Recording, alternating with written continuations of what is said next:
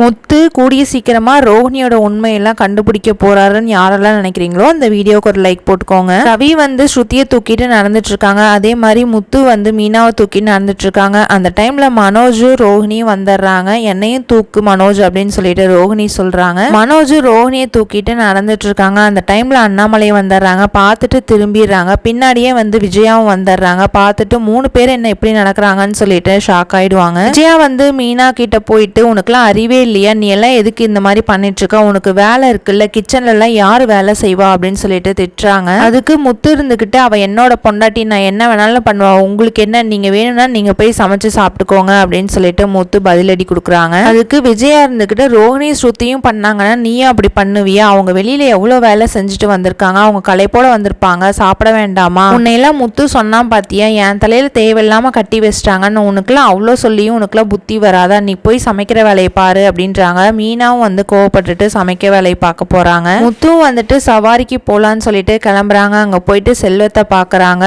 ரோஹிணி வந்து ஏதோ கோல்மால் வேலை பண்ணிட்டு இருக்கா, அதை கூடிய சீக்கிரத்துல வந்து எப்படியாவது கண்டுபிடிக்கணும் செல்வம் அப்படின்னு சொல்லிட்டு இருக்காங்க. ரோஹிணி வந்து நேத்து வரைக்கும் மாமா வந்து மலேசியால இருக்காங்கன்னு சொல்லிட்டு இன்னைக்கு வந்து துபாயில இருந்து போன் பண்றேன் அப்படின்னு சொல்லிட்டு எல்லாத்துக்கும் முன்னாடி வீடியோ கால் பண்ணி பேசிட்டு இருக்காங்க.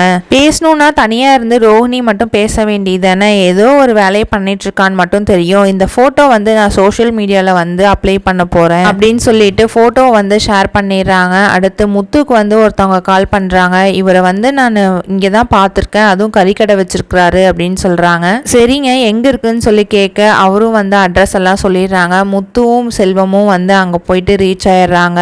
மலேசியா மாமாவை சட்டை பிடிச்சி பயங்கரமா முத்து வந்து கேள்வி கேட்கிறாங்க. நீ இத்தனை நாள ஏமாத்திட்டு இருந்த, நீ ரோஹிணிக்கு என்ன வேணும் அப்படின்னு சொல்லிட்டு. இருந்தாலும் மலேசியா மாமா வந்து சொல்ல மாட்டாங்க. உடனே முத்து வந்து பயங்கரமா பயப்படுத்தி விடுறாங்க. நீ சொல்லலைன்னா நான் வந்து போலீஸ் ஸ்டேஷன்ல வந்து கம்ப்ளைண்ட் கொடுத்துருவேன் அப்படின்னு சொல்லிட்டு. நம்ம மலேசியா மாமாவும் இப்ப பயந்துட்டு உண்மையெல்லாம் சொல்றாரா இல்ல இப்பயும் போய் சொல்றாரான்னு பார்க்கலாம். நாளைக்கு என்ன நடக்குதுன்னு நம்ம சேனல்ல பிடிச்சிருந்தா லைக் பண்ணுங்க, சப்ஸ்கிரைப் பண்ணுங்க. தேங்க்ஸ் ஃபார் வாட்சிங்.